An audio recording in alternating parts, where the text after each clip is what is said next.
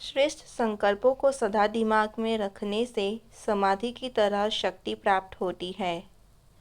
हर संकल्प में creative energy होती है, इसलिए स्वमान में रहने से बहुत फायदे होते हैं। शरीर के विकास में अन्न, जल और वायु का पोषण चाहिए।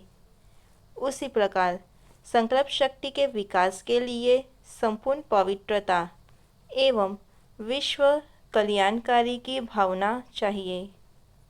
शब्द, ध्वनियाँ एवं संकल्प हर व्यक्ति को प्रभावित करते हैं, जैसे बादल का गरजना, शेर की दहाड़ और संगीत। शब्द व संकल्प में शक्ति कहाँ से आती है?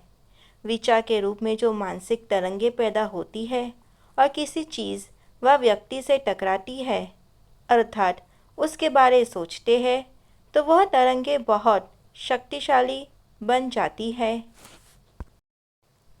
और यह ध्वनि सुनाई नहीं देती, पर इतनी तेज होती है कि विश्व के किसी भूभाग व चंद्रमा और सूर्य आदि में क्रांति कर सकती है।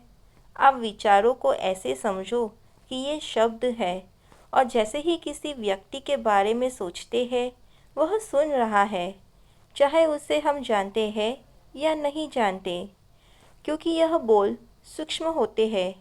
वह सही शब्द तो नहीं समझता, परंतु उसके मन पर पूरा प्रभाव करेगा और उसे हमारे विचार के अनुसार महसूस होगा और वह वही रिएक्ट करेगा, क्योंकि जो हम सोचते हैं वैसे ही एनर्जी हम हमारे सूक्ष्म शरीर और यूनिवर्स में से खींचते हैं और जिसके बारे में हम सोचते हैं उस तक पहुंचती है और वापस हमारे पास आती है, चाहे वह नेगेटिव हो व पॉजिटिव। इसलिए आप अपने संकल्प पर ध्यान रखो। मैं जो सोच रहा हूँ वह सुन रहा है, अतः ध्यान रखो, क्या यह शब्द मैं उसे मुख से बोल सकता हूँ? अगर नहीं बोल सकता तो सोचना भी नहीं, क्योंकि आपका हर विचार उस तक पहुँच रहा है।